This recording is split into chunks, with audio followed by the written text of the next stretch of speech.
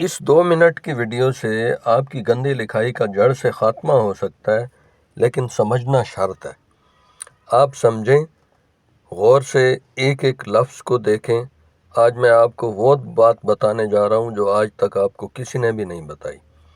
یہ میں نے اردو لکھائی کا جو رسم الخط ہے، نستعلیق، جو کمپیوٹر میں جس کا فونٹ بھی ہے، اس کا میں نے بڑے الفاظ، بڑی سائز میں الفاظ کا پرنٹ لے لیا ہے۔ یہ آپ غور سے دیکھ رہے ہیں، میں لائن ڈرا کر رہا ہوں۔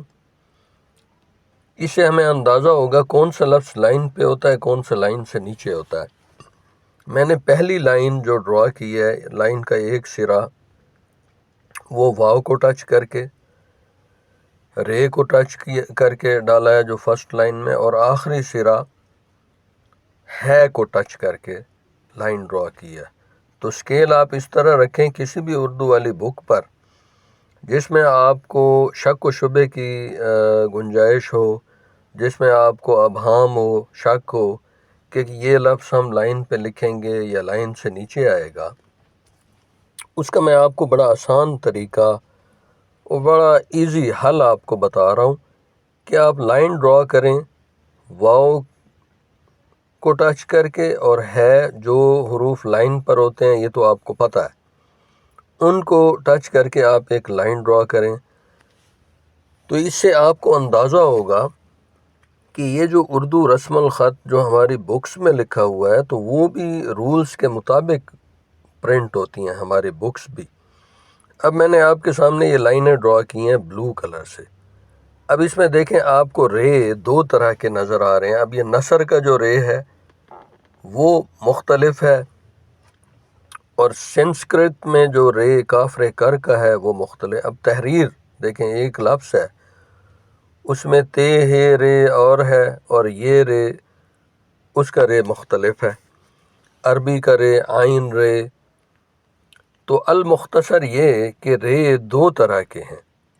اب جیسے کہ آپ اس ویڈیو میں دیکھ رہے ہیں، جو رے لائن سے نیچے ہیں ان کو آپ کو یاد رکھنا پڑے گا، یعنی کہ اس طرح آپ کو پریکٹس کرنی پڑے گی۔ لائن ڈرا کر کے کسی بھی اردو والی بک سے کوئی ایک پیراگراف لے لیں، اس کے اوپر اس طرح لائنز ڈرا کریں، تو آپ کو اندازہ ہوگا کہ رے دو طرح کے ہیں اور کون سا رے لائن پہ ہے، کون سا لائن سے نیچے ہوتا ہے۔ اگر ہم سارے رے لائن کے نیچے لکھنا شروع کر دیں تو رائٹنگ بہت گندی اور بھدی بن جاتی ہے۔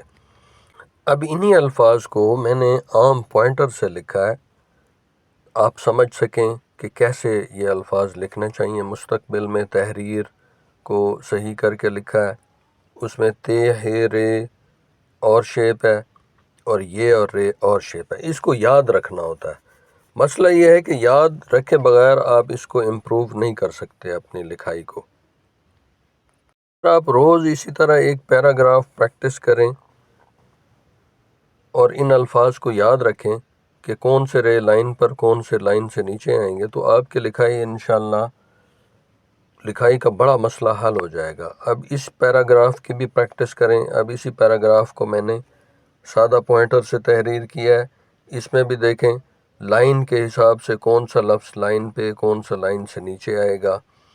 اس کی ہر سیکھنے والا جو رائٹنگ اپنی بہتر بنانا چاہتا ہے وہ اس پیراگراف کی روز پریکٹس کرے۔ تو اسی طرح کی اچھی اچھی ویڈیوز دیکھنے کے لیے اور اردو لکھائی کو سمجھنے کے لیے ہم سے جڑے رہیں، اور چینل سبسکرائب کریں اور بیل آئیکن کلک کریں۔ والسلام علیکم ورحمۃ اللہ وبرکاتہ۔